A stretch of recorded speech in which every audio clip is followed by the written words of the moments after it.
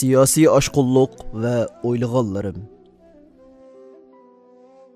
Abtori Abdulhakim Aydın Uyg'ur. Xayrul umur awsatuha. O'tirhal ish eng yaxshidir. Peygamber aleyhisselam. ولا تجهر بصلاتك ولا تخافت بها وابتغ بين ذلك سبيلا. Sıra suresi 110. ayet. İnsan tefekkür qılalıqanlıqı və məsələlərə xilma-xil nöqtədən qarab çıxalıqanlıq üçün bu güzel təbiət dünyasının yegane orun basar bulup təyinləngan.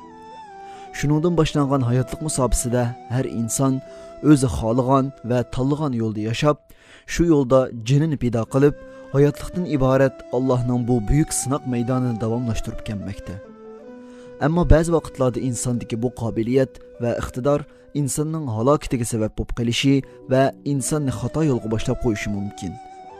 Bunu yaxshi bilgan Allah Taala Qur'on Karimda 4 o'rinda o'tirhal yashash, o'tirhal ibodat qilishga askarkandan sirt, yana nurg'un joylarda haddidan oshirib o'tganlik sababli ba'zi qavmlarning jazolanganligini bayon qilgan. Bunun bilan to'xtab qolmasdan yo'lboshchimiz va rahbarimiz bo'lgan Muhammad sallallohu alayhi va sallamni butun hayotida o'tirhal yo'lni sunnat qilib qoldirishga buyurgan. Buyruqni qabul qilgan suyumlik payg'ambarimiz aqida, e'tiqod, amal, ibodat, kishilik munosabat, kiyim-kechak, yemak-ichmak, savdo aloqa, sulh sala, urush va tinchlik qatorliq hayotning butun sohalarida o'tirhallikni tashabbus qilgan va bu sunnatdan chetniganlik, taqvolik yo'lidan chetniganlik ekanligini dinning inson o'ylagan va afzal deb qaragan ish bilan emas, balki sunnat o'tirhal yo'l asosida davom qildiganligini hadislarida bayon qilgan. Mushularga asosan fikriy va siyosiy jihatdan mustabidlik va oshqullikqa qarshi turish amaliy fojialarning oldini olishda nihoyat muhim rol o'ynaydi deb ayta olamiz.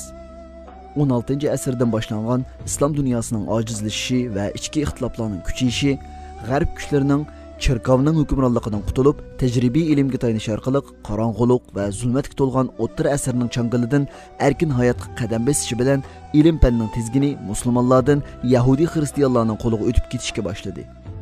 İslam dünyası özünü o'ngishib olishga xeli o'rinib boqqan bo'lsa-mu, ichki jihatdan parchalanish, xiyonet va davlat territoriyasining haddidan ziyoda keng bo'lib ketishi, ichidagi o'xshamagan guruhlarni idora qilishda ojiz kelish va tashqi jihatdan dushman kuchlarining qutratqulik qilishi va qattiq besim sababidan islohot kurashlari orqama-orqa mag'lub bo'ldi. 20. asrning boshlariga kelganda musulmonlarning cho'ng kuchlari parchalanib ketdi. Katta olim va siyosiyonlardan ayrılıb qalgandan keyin barbara shariatning zohiriy qismiga bak yo'linib oldigan. Asli maqsad muddao bo'lgan shariatning asosiy maqsadlaridan chetnab ketish hodisasi yuz berishga boshladi. Bu orqali ming yillardan beri davom qilib kelayotgan madaniy meroslardan ayrilib qolish girdobiga berib qoldi. İslam dünyasida chiqish yo'li tepish uchun qayerda yo'chiq bo'lsa, qayerga chaqirilsa, mangdigan bir tafakkursiz harakatlarning jamiyatni qoplaganligini ko'rgan dunyoning siyosiy kuchlari 20. asrning o'ttirlaridan boshlab shaytonlar planlarini islom nomi bilan siyosiy tashkilot, qurolliq guruh va xilma-xil da'vat guruhlari orqali ijro qilishga boshladi. 21. asrda islom dunyosi texmi ichinishli holga tushib qoldi. 11. sentabr voqeasidan keyin dunyo miqyosida musulmonlarga qarshi hujumlar PEW'ning 2017 yildagi doklatiga asosan 50% eshib ketdi. Amerika boshchiligidagi g'arb kuchlari boshlagan urushlarda 6 milliondan ortiq musulmon shahid qilindi. 100 milliondan ortiq musulmon yurt makonlaridan ayrildi. Dunyoning xilma-xil rayonlarida yashayotgan musulmonlarning hayoti xavf ichida qoldi.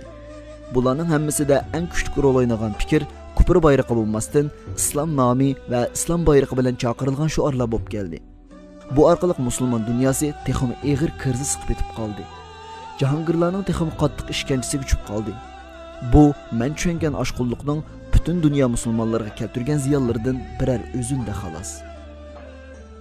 Endi bizga kelsak, vatanimiz Sharq Turkistonda uzun yillardan beri masjid, madrasalarda o'tirhallik bo'yicha Hanafiy mazhabini asos qilgan bir ma'rif tuzilmasi yurgizilgan bo'lib, garchi sofizmning ba'zi zaharlik fikrlari va siyosiy maqsadlar tufaylidan jahil, bilimsiz, nodon qoldirilgan, erkin fikr qilishdan so'z ochqili bo'lmaydigan bir davrni boshdan kechirgan bo'lsa-mu, umumiy gavda o'tirhal ideya bo'yicha davom qilib kelgan edi. Shu sababdan xalq garchi vatan, millat huquqlari, fan texnika, ma'arif sohasidan yiroqlashtirilgan bo'lsa-mu, bir niyat, bir maqsadda yo'lga chiqa oladigan, bir shu orasida yig'ila oladigan o'tir hollikning asos sifatini yo'qotib qo'ymagan edi. Yaqin tariximizda bu yalqinlik cho'q parchasining lavildishi natijasida 1933 va 1944-yillari mustaqil davlat qurishga muyassar bo'lgandi.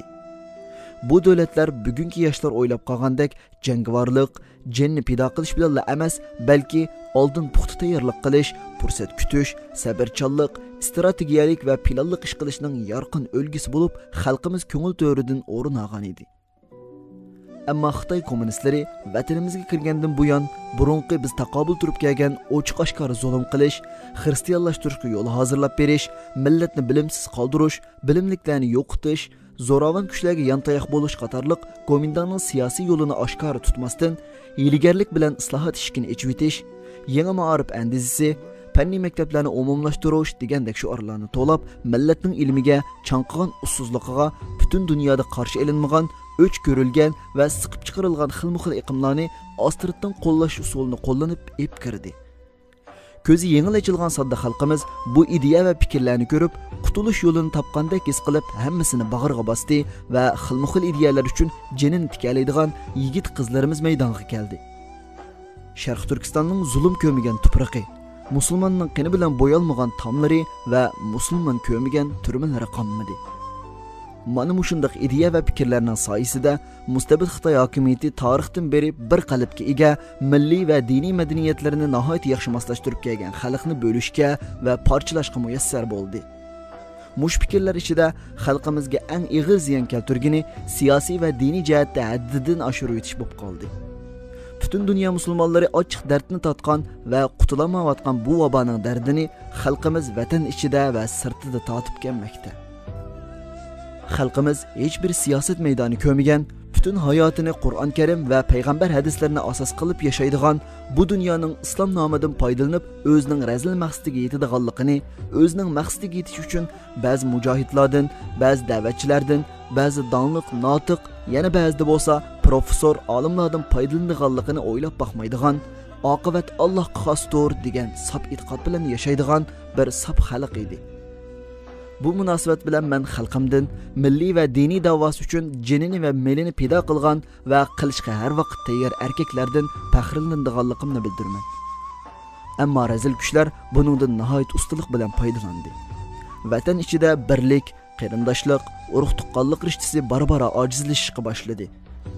Allohning uyi bo'lgan masjidlar tark etildi. Chunki bir fatvo bor edi. Kofir hukumatga xizmat qilganlar kofir, uydan tamoq yeyishga bo'lmaydi. Ulardan Allah razılıq uchun ada juda bo'lish kerak. Kofirdan maosh olgan imomning orqasida namoz o'qishga bo'lmaydi.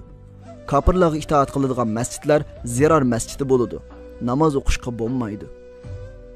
Mush shaklda musulmonlar jamiyati to'plashib ibodat qiladigan, o'zaro qarindoshlikni chingitadigan va oldidagi qiyinchiliklarni birlikda hal qilish uchun bosh qotiradigan jamiyatimiz, bo'libmi islomiy qimmat qarashga ega guruhlarimiz parchalab tashlandi.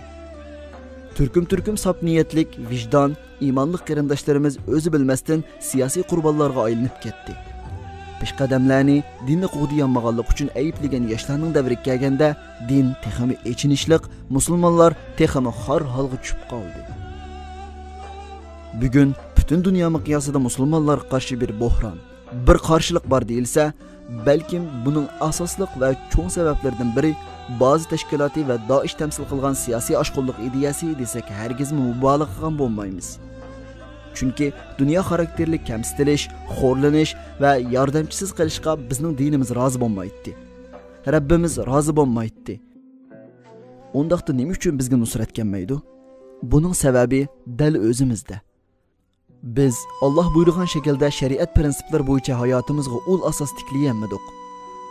Allah'ның buyruqlari ostida yo'shirinib yotgan maqsadga mos holda bizdan ilgirki faylasuf olimlar, mazhab imomlari, mujtahid mutafakkurlar dinni tushungandek zamon, makon sharoitlarga mos holda harakat qiladigan, har ish harakatida hikmatni izlaydigan, fatvo hukmlari 1000 yillar keyin rolini joriy qildira oladigan shaklda tushunolmadik. Her noktada kafirden bir qadam oldida mengib kelgan ummat varislari bugun kafirning changilida, hatta kafir ijod qilgan uskuna asboblarsiz yashayamaydigan holda o'zining mustaqil yashash iqtidorini yo'qotib qo'ydi. o'zining hojatidan o'z chiqolmaydigan, butun ehtiyoji boshqalarning qo'lida bo'lgan bir qancha atalmish islom davlatlari islomni tamsil qilyotidi. Bu nima degan ichinishlik, ha? Undaqda bu xil ojizlik va xorliq kelishning sababini izlab tepish va tuzitish orqali adolat va barobarlik asosida yashaydigan, insoniyat tarixiga xuddi saltanatlik davrlardagi Zahraviy, Ibn Firnas, Xavorizmi, Biruni, Ibn Sina, Ibn Haysam, Ibn Hayyan, Ahmad Zavillarga o'xshash qadimki va hozirgi musulmon olimlardek xilma-xil sohalarda yetishib chiqib, musulmon aqliyatining kuchini ko'rsatishimiz va dunyoga bizning dunyoning dushmani va ajali bo'lmasdan nijotligi va kelgusi baxt ekanligini bildira olishimiz lozim. Masalani nuqul bir nuqtada muloyiz qiladigan oddiy aqliyatni ko'rib tashlab, dunyoni tushungan, qonuniyatini bilgan, Allohning dinini tushungan va qanday tatbiqlanadiganligini bilgan asosda hikmat bilan ish olib boradigan, dunyosimi foydali, oxiratimi jannat bo'lgan, payg'ambarning ko'rsatmasi va hayotiga mayak qilgan bir ilg'or avlod, yangi bir nasl bo'lib, millatimiz va dinimiz uchun yaxshi xizmat qilishimiz kerak. İslam dünyasının ayrılmaz parçası bo'lgan Uyg'ur musulmonlarining shon sharfi va shonliq saltanatini qaytadan qurib chiqishi va o'z vatanida Allohga erkin ozodi ibodat qila oladigan, Allohning arg'amchisiga mustahkam esila oladigan bir davlatining bo'lishi uchun bir qancha sohada bo'shliqlarni jiddiy to'liqlashi intayin muhim deb qarayman. 1. Ma'arif islohoti. Uyg'ur ma'arifi Xitoy hokimiyati 1955-yili milliy armiyani butunlay parchalab, vatanimiz Sharq Turkistonni to'liq ishg'ol qilgandan buyon yangilik va taraqqiyotdan mahrum qilindi. Eng yaxshi va ilg'or temalar Xitoylarning qo'lida bo'lib, Uyg'urlarga eng oddiy ma'arifdan boshqasiga yo'l qo'yilmadi. Savodsizlik ma'lum darajada yo'qotilgan bo'lsa-mu, ma'arif sohasidan iborat bir millatning orqa sepi, ma'naviy to'riki va mustahkam ishlab chiqarish bazasi taraqqiy qilmadi. Hatto pochaqlab tashlandi. Yaqinqi yillardan buyon ma'arif islohoti haqida ko'p izlanishlar va taraqqiyotlarni qo'lga keltirgan bo'lsak-mu, g'oyamizni ishga oshirishga yetarsiz bo'lib o'tadi. Shu sababdan mustahkam ideya asosida qurollangan, har soha, har kasbda yetishgan xodimlari to'liq bo'lgan, moddiy va ma'naviy jihatdan millatning saposini o'stirishga yetadigan, har jihatdan pishib yetilgan, bir davlatning ta'lim-tarbiya ehtiyojlarini qamday oladigan, diniy va fanniy jihatda tangpung holdagi bir ma'arif sistemasi, ma'arif andizasi barpo qilinishi va bu muhojiratdagi Sharq Turkistonliklarning birdan bir chiqish yo'li degan nuqtada qo'llashga erishishi lozim. 2. İqtisodiy qurilmaga o'zgartirish kirgizish. Sharq Turkiston davosi 35 milliondan ortiq nüfusga ega 1,848,448 kvadrat kilometrlik zaminning davosi bo'lish sifati bilan bu yukni ko'tararligidek iqtisodiy qurilmaga muhtoj. Ko'plagan iqtisodlar yakka holda millatning ma'arif va iqtisodiy qiyinchiligiga sarf qilinadi. Yakka holda qilingan yordamlar millatning qo'rsiqini to'yg'izgan bilan ularga qo'rsoq to'yg'izishni va iqtisodiy qimmat yaratishni o'rgatanmaydi. Shu sababdan millatni taraqqiy qildiradigan, yuksaldiradigan ul asliha qurilishlariga mablag' selinishi, mablag' selingan qurilishlar iqtisodiy qimmat yaratishi kerak. 3. Birlikda harakat qilish eng yetildirish. Uzun mezgillik mustamlika va zulm natijasida Sharq Turkistonliklarning ong saposi ig'ir darajada buzg'unchilik uchirgan bo'lib, bu orqali Xitoylar manqurtlashtirish siyosatini nihoyat ravon holda ijro qilib keldi. Garchi chet elda erkin ozod yashayotgan bo'lsak-mu, Xitoy muhitida bizga singib qolgan yomon odatlar bizning ong saviyalarimizda hali ham singib yotmoqda.